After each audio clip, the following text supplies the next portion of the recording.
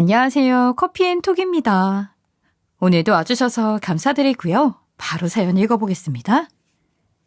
안녕하세요. 저는 40대 중반의 여성이고 현재 연년생으로 아이 둘을 낳아서 키우고 있습니다.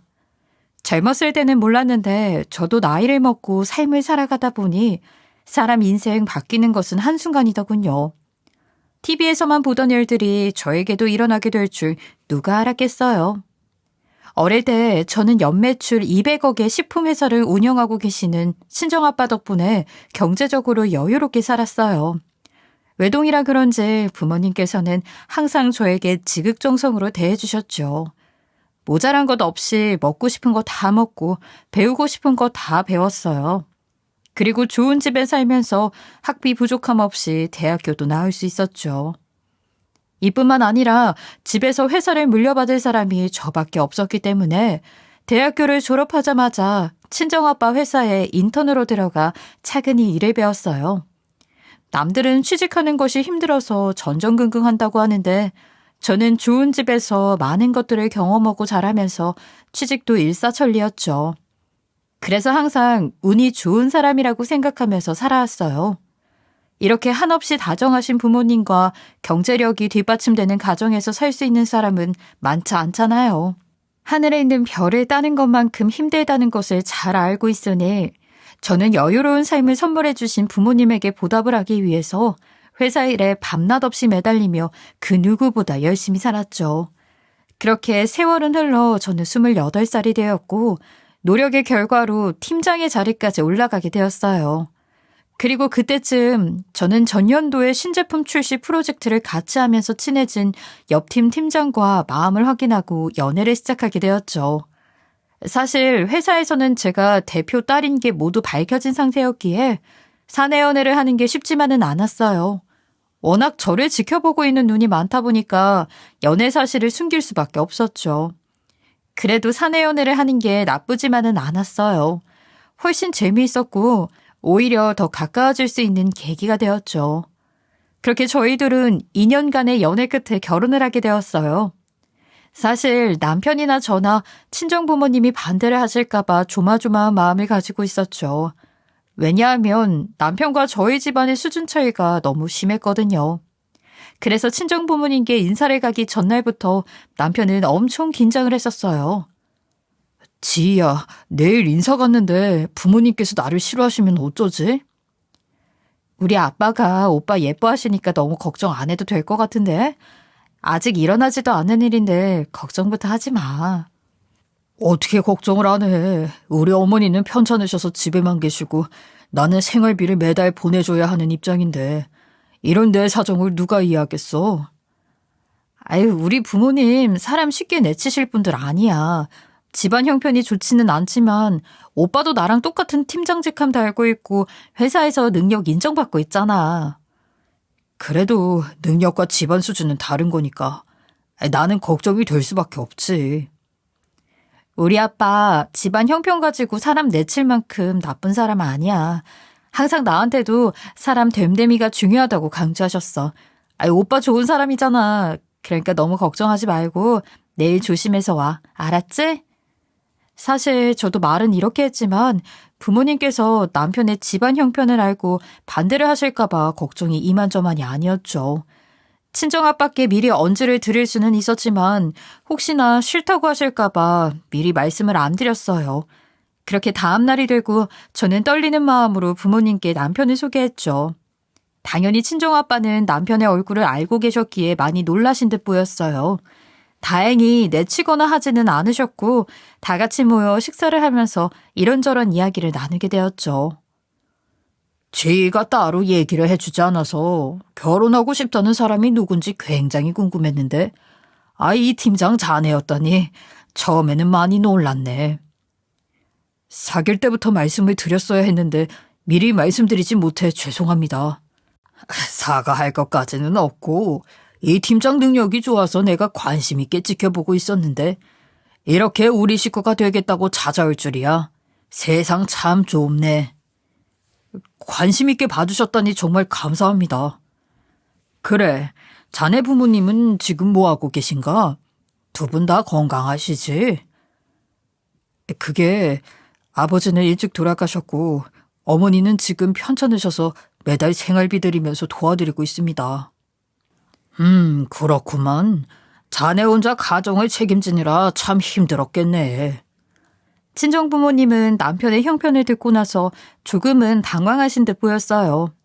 생각이 많아 보이는 부모님의 모습에 혹시나 반대를 하시려나 싶어 불안했죠. 그러나 제가 걱정했던 것과는 달리 부모님은 결혼 반대를 하지 않으셨어요. 오히려 긴장을 많이 하고 있는 남편을 위로해 주셨죠. 형편이 너무 차이 나서 많이 당황하실 거라는 건 예상하고 왔습니다. 그리고 제가 감히 넘볼 수 없는 사람을 넘봤다는 것도 잘 알고 있어요. 하지만 지희를 많이 사랑하고 있습니다. 허락해 주시면 제가 100배, 1000배 잘하겠습니다. 가정 형편이 우리랑 차이가 많이 나는 것은 아쉽지. 하지만 그렇다고 해서 자네를 반대할 생각은 없네. 가정 형편이 뭐 본인 마음대로 할 수 있는 것도 아니고 나는 집안 형편이나 경제력보다 사람 됨됨이를 우선으로 생각해. 그러니까 너무 걱정하지 말게. 그렇게 친정아빠는 평소 남편이 성실하고 착실해 좋게 보고 있었다면서 결혼을 흔쾌히 허락해 주셨어요. 남편이 집으로 돌아가고 난 후에 친정부모님은 예상치 못한 사람이 집에 들어오고 평소 이미지와는 달리 집안 형편이 안 좋다는 것을 알게 되어 조금 놀랐다고 하셨죠. 그러나 제가 좋아하는 사람이라면 무조건 가족으로 맞아주시겠다고 약속한 것도 있었고 회사에서 남편을 좋게 보고 있었기 때문에 허락을 하셨다고 하셨어요. 그러면서 집안 사정과는 관계없이 저희 둘이 앞으로 행복하게 잘 살면 되는 거라고 하셨죠. 그렇게 저희 부부는 흔쾌히 허락해 주신 친정 부모님 덕분에 무사히 결혼을 할 수 있었어요. 친정 부모님께서는 철부지 외동딸을 시집 보내면서 이런저런 걱정을 하셨어요. 그러나 저는 정말 행복한 결혼 생활을 할 수 있었어요. 시어머니께서는 저를 너무 예뻐하셨고 남편도 주변 사람들이 인꼬 부부라고 할 정도로 저에게 잘했죠. 무엇보다 평소 세심한 성격 덕분인지 시어머니를 챙기는 것만큼 저희 친정부모님에게도 잘했어요. 그래서 싸우거나 말다툼 할 일은 거의 없었죠. 다만 어느 집에나 문제는 있기 마련이잖아요. 사실 저희 부부는 결혼 전부터 아이는 되도록이면 빨리 낳았으면 했어요. 저도 외동으로 외롭게 자란 상태였고 남편도 외동이었기에 양가 부모님께서는 최대한 빨리 아이를 가졌으면 하는 눈치였죠. 그러나 인생은 계획대로 되지는 않더라고요. 양가 부모님은 결혼 1년 차가 넘어갈 때부터 빨리 아이를 낳으라고 재촉을 하셨는데 저희 부부는 아무리 노력해도 임신이 되지 않았어요. 2년 차가 넘어갔는데도 아이가 생기지 않았으니 저는 나이가 있어 그런가 싶어 불안한 마음이 있었죠. 그래서 걱정되는 마음에 병원 진료를 받아봐야 하나 싶어서 남편과 상의를 했던 적도 있었어요. 여보, 우리 아이 가지려고 노력한 지 2년이 넘어가는데 아직까지 아무 소식이 없잖아. 그래서 말인데 병원 진료를 한번 받아볼까? 헤이, 우리 이제 결혼 2년 차야. 뭐가 그렇게 급하다고 병원 진료까지 받아? 아이, 우리 나이도 있고 불안하니까 그렇지. 원래 30대가 넘어가면 임신 확률 확 줄어든다고 하잖아. 그거 근거 없는 헛소리일 뿐이야. 어떤 사람들은 나이 50 넘어가도 아이 잘만 가지더라. 그러니까 너무 부담 가지지 마. 우리 아이도 엄마 아빠 신혼생활 조금 더 즐기라고 눈치껏 늦게 오려나 본데 마음 편하게 먹자. 아니, 나도 마음 편하게 먹고 싶은데 그게 잘 안 되네. 내가 어디서 봤는데 결혼한 지 10년이 넘었는데도 애가 안 생겨서 병원 다녔던 사람들이 결국 임신 포기하고 병원 진료를 그만두니까 그때 아이가 찾아왔다고 하더라. 그러니까 임신도 마음을 편하게 먹어야 되는 거야. 엄마가 불안하고 힘들어하는데 어떤 애기가 찾아오고 싶겠어. 남편은 임신 문제로 힘들어하는 저를 달래주면서 너무 급하게 마음을 먹지 말자고 하더군요. 그러면서 병원 진료는 결혼한 지 5, 6년이 지나도 아이가 생기지 않으면 그때 가보자고 했어요.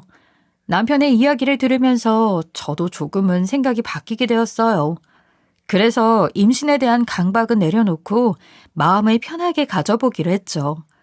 그랬더니 정말 신기하게도 결혼한 지 3년 만에 자연으로 첫째 아이를 가질 수 있게 되었어요. 그리고 겹경사로 출산한 지 4개월 만에 둘째 아이도 임신을 하게 되었죠. 임신이 안 되어서 그렇게 애를 태우더니 연년생으로 두 아이가 태어나게 되니까 뛸 듯이 기쁘더라고요. 당연히 양가 부모님께서도 세상에 손주가 둘이나 나오니 너무 좋아하셨죠. 사실 저는 첫째 아이를 낳을 때까지만 해도 일 욕심이 굉장히 많았어요. 친정아빠의 회사에 다니고 있어서 그런 게 아니라 일을 할 때가 가장 신나고 행복했거든요. 주변 사람들도 일을 하고 있는 저를 보면 표정이 훨씬 밝고 행복해 보인다며 신기해할 정도였어요. 그래서 저는 당연히 몸조리를 끝내고 아이 맡길 곳을 찾으면 곧장 회사에 출근할 생각이었어요. 그러나 연년생으로 둘째 아이를 가지게 되니 앞으로 회사 일은 어떻게 해야 하고 아이들은 또 어떻게 키워야 하는지 막막함이 생겼죠. 그런데 육아에 대한 고민이 많은 것은 저희 남편도 마찬가지였던 것 같아요. 그래서 저희 부부는 나름대로 이것저것 방법을 찾아보게 되었죠. 여보, 우리 주은이랑 주희 육아 어떻게 할래? 육아휴직을 쓰고 돌아가면서 아이 키울래? 나도 생각을 좀 해봤는데 그냥 애들이 초등학교에 들어갈 때까지 옆에 붙어 도와주시는 이모님을 알아보는 게 어때? 당신이나 나나 주요 직책인데 아무래도 그 자리 오래 비워두면 안 될 것 같아. 남편은 육아휴직을 하고 아이들을 키우는 것보다는 차라리 전문가의 도움을 받자고 했어요. 처음에 남편 이야기를 듣고서 갓 태어난 아이들을 어떻게 남의 손에 맡기나 하는 생각을 했었는데 막상 다시 고민을 해보니까 일을 하든 안 하든 누군가의 도움은 필요할 것 같았어요. 원래 연년생은 쌍둥이만큼 힘들다고 하잖아요. 연년생 아이들을 키우고 있는 주변 지인들도 저에게 이모님은 꼭 구하라는 조언을 해주었죠. 갓 태어난 신생아 연년생은 이모님 2명을 불러도 힘들다고 하면서요. 그래서 저는 고민 끝에 남편 말대로 육아를 도와주실 수 있는 이모님을 알아보게 되었어요. 주변 말을 들어보니 좋은 이모님 구하는 것은 하늘의 별 따기라고 하더라고요. 그래서 걱정이 이만저만이 아니었는데 운이 좋았는지 저는 어렵지 않게 금방 좋은 이모님을 모실 수 있었어요. 그러나 집에 갓난아기가 둘이 있다 보니 이모님을 모셨음에도 도저히 일을 할 수 있는 상황이 아니었어요. 그래서 이 일을 어떻게 해야 하나 고민이 정말 많았죠. 무엇보다 저는 아이들을 완벽하게 잘 키워내고 싶은 마음이 있었어요. 그래서 몇 달을 고민하다가 저는 좋은 엄마가 되기 위해서 회사를 포기하고 전업주부가 되기로 했죠. 그렇게 저는 일을 그만두기로 마음을 먹고 난 다음 남편과 친정아빠에게 이 문제를 상의하게 되었어요. 저 회사 그만둘까 해요. 집에 이모님을 들였어도 주은이랑 주희가 연년생이라서 제가 옆에 있어야 할 것 같아요. 여보, 갑자기 그게 무슨 소리야? 회사를 그만두겠다니. 당신 일 욕심 많은 사람인데 괜찮겠어? 그래, 지희야. 당장 회사 나오기 힘들면 육아휴직을 쓰면 되잖아. 그러니까 조금 더 고민해보고 신중하게 결정해라. 나중에 후회하지 말고. 아니에요. 저 이미 신중하게 고민하고 내린 결정이에요. 그리고 제 자리가 오래 비어져 있으면 팀원들이 더 힘들어져서요. 그러니까 저 회사 관두고 전업주부로 있을 수 있게 도와주세요. 친정아빠랑 남편은 일을 관두고 전업주부가 되겠다는 저를 어떻게든 설득해보려고 했죠. 그러나 저는 뜻을 굽히지 않았고 결국 두 사람은 저를 이해해주기로 했어요. 그렇게 저는 회사를 나오게 되었고 전업주부로서의 새로운 인생을 시작하게 되었죠. 처음에는 엄마로서만 사는 게 어색하기도 하고 힘들기도 했어요. 하지만 사람은 적응의 동물이라는 말도 있잖아요. 저도 시간이 지날수록 점차 나아지게 되더군요. 그리고 남편도 회사에서 능력을 인정받고 승승장구해서 부장으로 승진을 할 수 있게 되었죠. 그래서인지 남편은 남편대로 저는 저대로 굉장히 바쁘게 살았던 것 같아요. 그렇게 시간은 흘러 첫째 아이가 7살이 되었을 때였어요. 아침부터 정신이 없이 아이들을 준비시켜 어린이집에 보내고 집에 들어갔는데 친정엄마의 전화가 다급하게 울렸어요. 지희야, 너 지금 당장 병원으로 좀 와라. 갑자기 병원은 왜? 엄마, 혹시 신장이 더 나빠진 거야? 내가 아니고 네 아빠가 회사에 갔다가 갑자기 뇌출혈로 쓰러져서 의식이 없어. 그래서 지금 수술 들어갔는데 의사 선생님 말씀을 들어보니 상황이 많이 안 좋은가 봐. 뭐라고? 알았어, 엄마. 내가 애들 데리고 바로 갈게.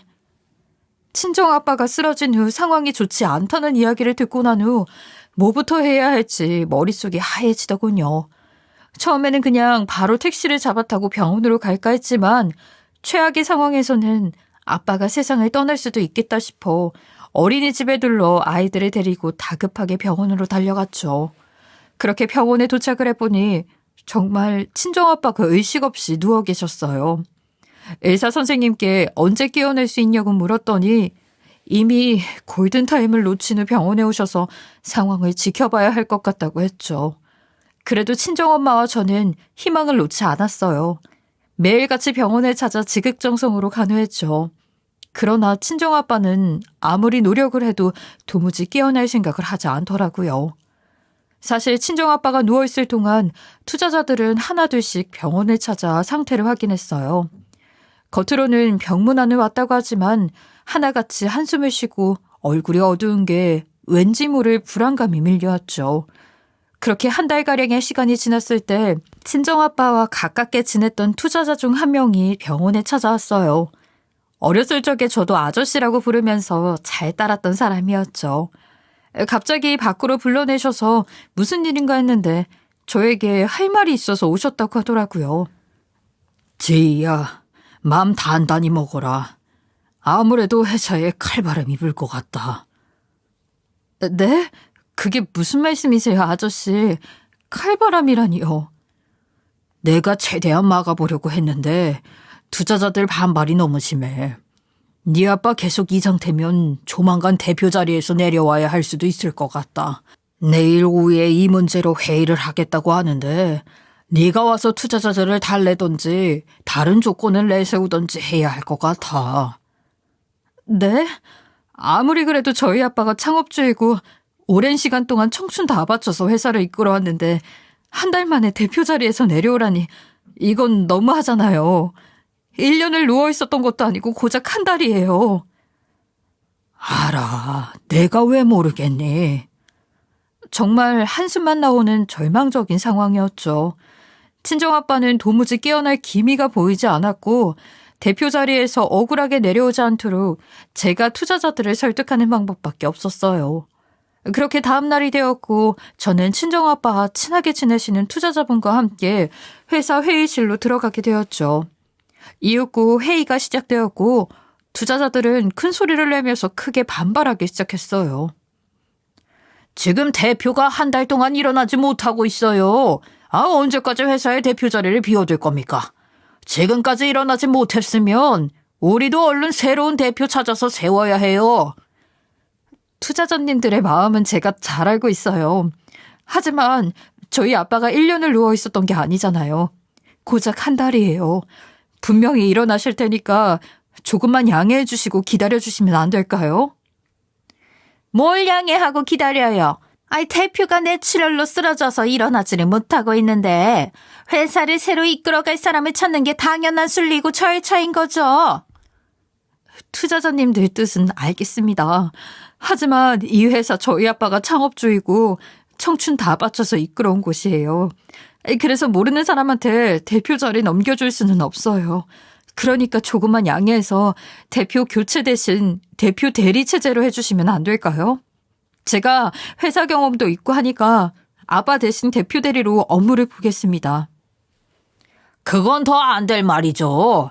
따님분은 7년 전에 회사 그만두지 않았습니까?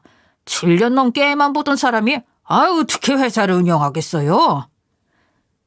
아시겠지만 저 회사 다닐 때 능력 좋다는 소리 많이 들었어요. 대표 자리만 지켜주시면 제가 죽을 만큼 노력해서 대표 대리 수행하겠습니다. 아무리 회사 다닐 때 능력이 좋다고 했어도 이건 아니죠. 저희 투자금이 걸린 문제인데 7년 전에 회사 그만둔 사람을 뭘 믿고 쉽게 대표 자리를 내주겠습니까? 남한테 회사 빼앗기는 게 싫은 거라면 차라리 이 부장이 대표 자리 맡게 하는 건 어떻습니까? 저희 아빠가 돌아가신 것도 아닌데 대리로 업무 수행하는 것도 아니고 대표로 승진을 시키자는 건가요? 아무리 제 남편이지만 그건 아닌 것 같습니다. 투자자들의 성화에 저는 대표 대리를 보겠다는 제안을 했었죠. 그러나 투자자들은 제 말을 귓등으로도 듣지 않았고 7년 동안 집에서 애나 보던 사람이 대표 대리를 맡는 것은 안 될 일이라면서 난리를 쳤어요. 사실 저는 살면서 육아를 위해 회사를 나온 것을 단 한 번도 후회한 적은 없었어요. 그러나 친정아빠 일을 겪으면서 처음으로 회사를 그만둔 것에 대한 후회가 생기더군요. 만약 제가 회사를 꾸준히 나가서 능력을 키우고 승진을 했다면 애초에 이런 일도 일어나지 않았을 테고 대표 대리 수행도 제가 맡도록 조치를 해줬을 테니까요. 그러나 이미 저는 회사를 관둔 상황이었으니 투자자들의 말을 따를 수밖에 없는 입장이었죠. 그렇게 한참을 투자자들 사이에서 이런저런 이야기가 오고 갔어요. 그런데 몇 명의 투자자들이 계속해서 남편이 대표가 되어야 한다며 우기더군요. 저는 그건 안 된다면서 반대를 했지만 애초에 법인 회사였기 때문에 지분이 없는 제 의견은 묵살이 될 수밖에 없었죠. 결국 투자자들 말대로 남편은 대표로 승진을 하게 되었어요. 정말 당황스러운 일이었지만 그래도 생판 모르는 남에게 넘기는 것보다는 남편이 대표가 된 게 오히려 다행이라는 생각이 들었어요. 그런데 정말 황당하게도 남편은 대표가 되고 나서 완전히 태도가 바뀌었어요. 시어머니도 예전과는 다르게 저를 대하기 시작하셨죠. 예전에는 손에 물 한 방울 묻지 않도록 하고 부엌에는 발도 붙이지 못하게 하셨어요. 그런데 남편이 대표로 승진을 하자 순식간에 저를 거지 취급하는 것은 물론이고 남편 돈 빼먹는 거머리라는 막말을 하시더군요. 게다가 시집살이를 정말 심하게 시키셨어요. 예를 들면 뜬금없이 불러 집안 대청소를 하라고 하던가 시아버지 제사 음식을 혼자 다 하라고 하신 적도 있었죠. 저는 너무 억울하고 힘들었지만 친정아빠만 깨어나시면 모든 게 다 해결될 수 있다고 생각하면서 최대한 버텨보려고 했어요. 그러나 하늘이 무심하게도 친정아빠는 3달 뒤 목숨이 위태해졌죠. 사실 돌아가시기 직전에 기적적으로 잠시 눈을 뜨고 깨어나셔서 저와 엄마는 이제 회복할 일만 남았겠구나 생각했어요. 그러나 친정아빠는 그날 저녁에 회사를 꼭 살리라는 한마디만 남기고 돌아가시게 되었어요. 그때 당시에는 돌아가신 친정아빠를 붙잡고 울고불고 난리를 치느라 무슨 소리를 하신 건지 전혀 이해를 하지 못했어요. 친정아빠가 사망을 한 후 저는 장례식을 준비하게 되었고 가족과 지인들에게 연락을 하게 되었죠. 그런데 부고 소식에 친정아빠와 사이가 두터운 투자자님이 눈물을 잔뜩 흘리면서 장례식장에 찾아왔어요. 그분은 친정아빠의 영정사진을 보면서 회사를 지키지 못해 너무 죄송하다며 오열을 하셨죠. 그 모습을 보면서 이게 대체 무슨 소린가 했어요. 그런데 조문을 마친 투자자님이 저에게 얘기 좀 하자면서 밖으로 불러내시더군요. 아저씨, 회사에 무슨 일 있는 거예요? 아까 조문하실 때 회사를 지키지 못해서 죄송하다는 말씀을 하시던데. 지희야, 대표님도 돌아가신 마당에 이제 와서 이런 말을 하는 게 너한테 무슨 도움이 될지는 모르겠다. 하지만 너도 진실은 알고 있어야 할 것 같아 이 이야기를 해주는 거니까 잘 들어라. 대체 무슨 일인데 그래요? 지난번에 투자자들이 이 부장을 지정해서 대표로 세우자고 우겼던 게 이상하다 싶어서 내가 따로 알아봤는데 아무래도 대표님이 쓰러지기 전부터 회사가 이미 네 남편한테 넘어갈 위기였던 것 같다. 아저씨, 그게 무슨 소리예요? 네 남편이 욕심이 났던 것인지 투자자들 몇 명을 꼬드겨서 대표 자리를 꿰찰 생각을 했던 것 같아. 너도 알다시피 법인에서는 투자자들이 좌지우지하다 보니 아니 남편이 한 명씩만 다 만나고 연락을 하면서 대표님을 끌어내리고 본인을 밀어달라고 한 것 같더라. 설마요. 남편이 왜 그런 짓을 해요? 제가 회사를 그만둔 순간부터 아빠는 남편한테 지분 주고 대표로 세울 생각했다는 거 아저씨도 잘 알고 계시잖아요. 아니, 어차피 받을 회사인데 벌써부터 욕심낼 이유가 뭐가 있겠어요. 아저씨가 잘못된 정보를 알고 계시는 걸 거예요. 저는 도저히 믿을 수 없는 이야기에 투자자님에게 남편이 그럴 사람이 아니라고 했었어요. 그러나 투자자님은 몇 번이나 확인했고 거의 확실한 정보라고 하시면서 남편이 그런 짓을 한 게 맞는 것 같다고 하셨죠. 정말이야. 네 남편이 본인에게 힘이 되어 달라면서 나한테도 연락이 오기는 했어. 다만 나를 포함해서 대표님과 두터운 사이인 투자자들은 거절을 할지. 아버지가 뇌출혈로 쓰러지기 직전에 그런 일이 있었던 거예요? 그래. 나는 네 남편이 그날 이후 따로 행동치 않은 것도 없고 조용히 있길래 다들 거절했구나 하면서 크게 신경 쓰지 않고 넘어갔었다.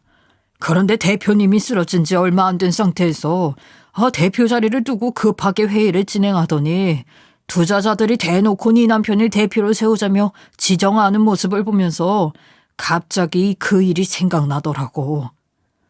아니, 어떻게 이런 일이 있을 수가 있어요? 진짜로 그런 짓을 했는지 가서 물어봐야겠어요. 지희야, 신중해야 돼.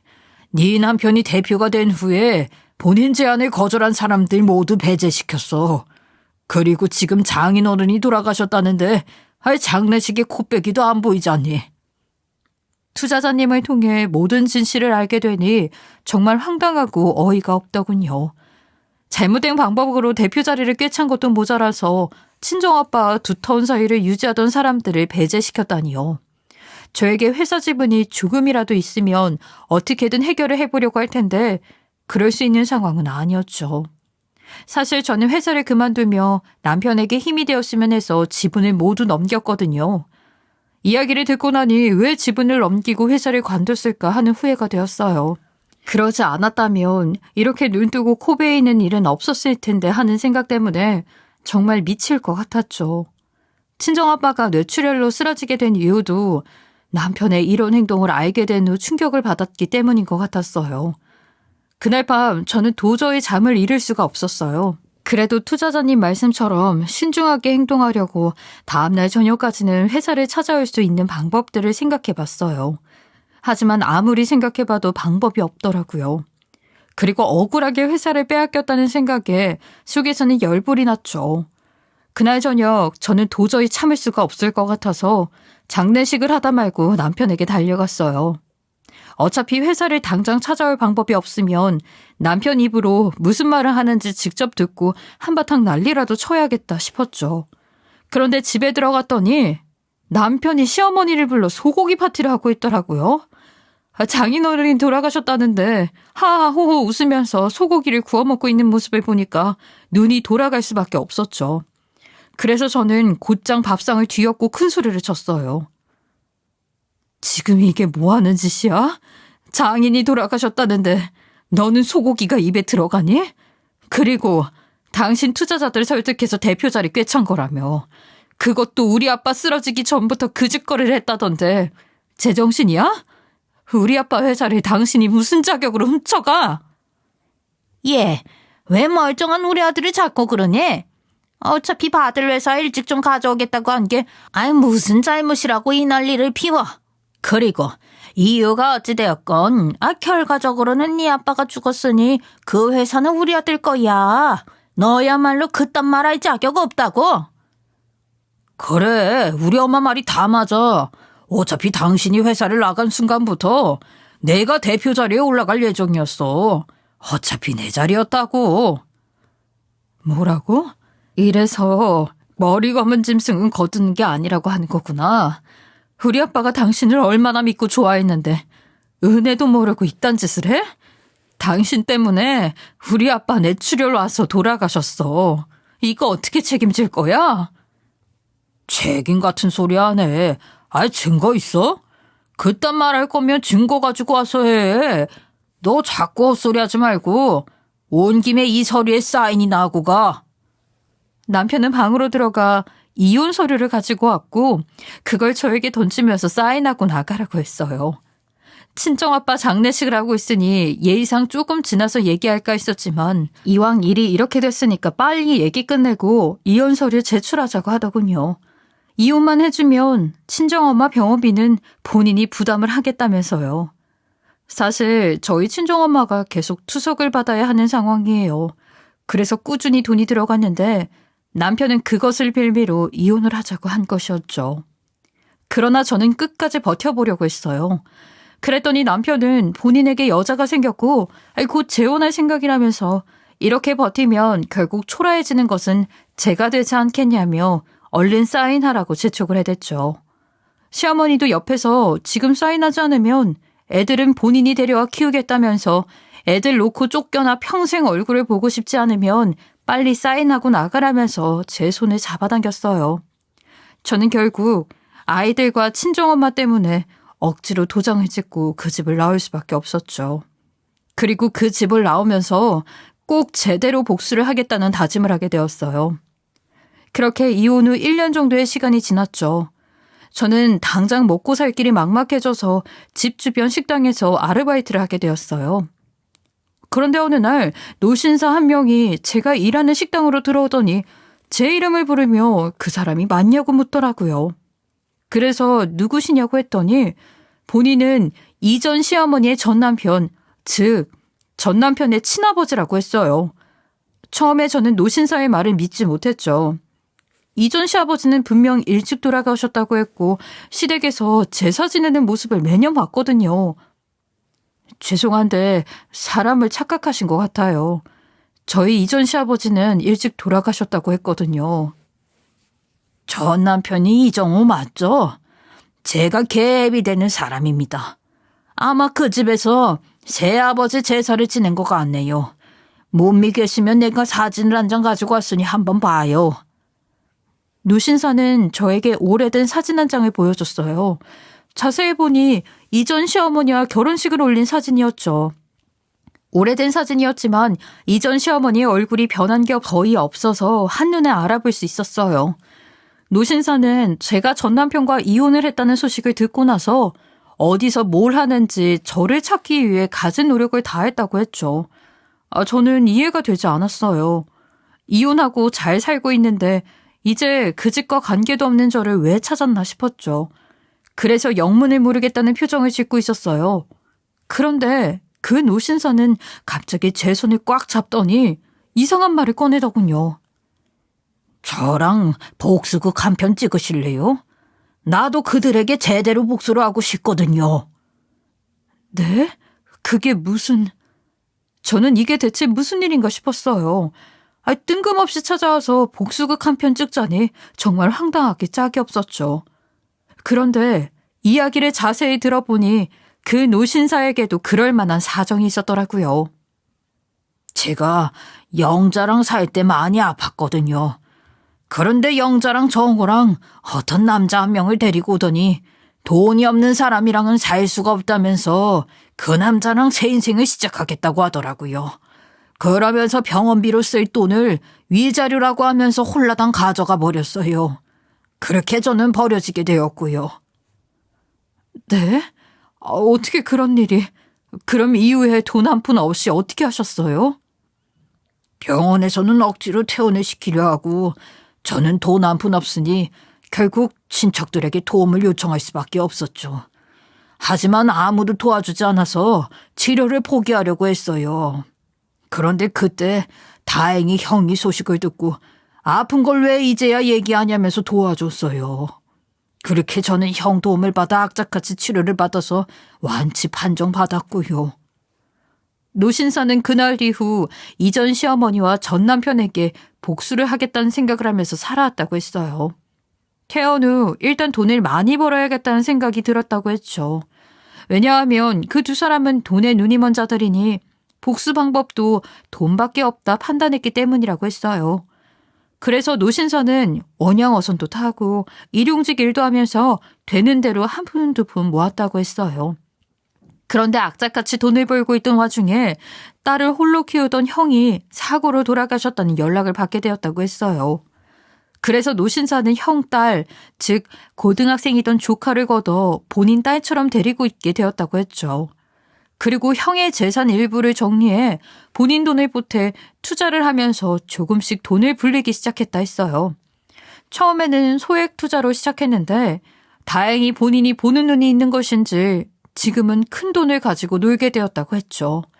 그렇게 몇 년이 지나고 노신사의 상황을 모두 알고 있는 조카는 복수를 도와주겠다며 저희 친정아빠 회사의 회계팀에 들어가 일을 하게 되었다고 했어요. 그리고 얼마 전에 조카를 통해서 듣게 된 소식이 하나 있다고 했죠. 자꾸 이름 모를 유령회사로 돈이 흘러나가는 것을 봐서는 대표가 회사 돈을 횡령하는 듯 보인다고 했다더군요. 그러면서 얼마 전에 그 내역을 노신사에게 보내줬다고 해요. 정말 황당하더라고요. 횡령까지 할 줄은 생각도 못했는데 진짜 간도 크다는 생각이 들었어요. 노신사는 본인의 사정을 설명한 후 앞으로의 계획을 이야기하기 시작했어요. 저는 투자할 돈을 대줄 테니까 제이 씨가 저 대신 투자자로 나서주세요. 네? 제가 투자자를요? 네. 그 회사 아빠 회사라고 하지 않았나요? 나중에 되찾으면 제이 씨가 투자자로 나서야지요. 투자자들이 대표 딸이라는 것을 알게 되어야 회사 찾는 데 유리하지 않겠어요? 그렇긴 하지만 저는 투자를 해본 적도 없고 어떻게 해야 할지도 모르는데요. 그리 어렵지 않을 테니 걱정 마세요. 분명 지혜 씨가 큰 돈을 투자하게 되면 다른 투자자들도 그 사람이 누군지 관심을 가질 거예요. 그렇게 해서 투자자들이랑 연결이 되면 지혜 씨는 비자금 내역을 보여주면서 대표가 횡령을 했다고 고소를 하자 해요. 제가 듣기로는 아빠 쪽 투자자들은 다 내쳤다고 하더라고요.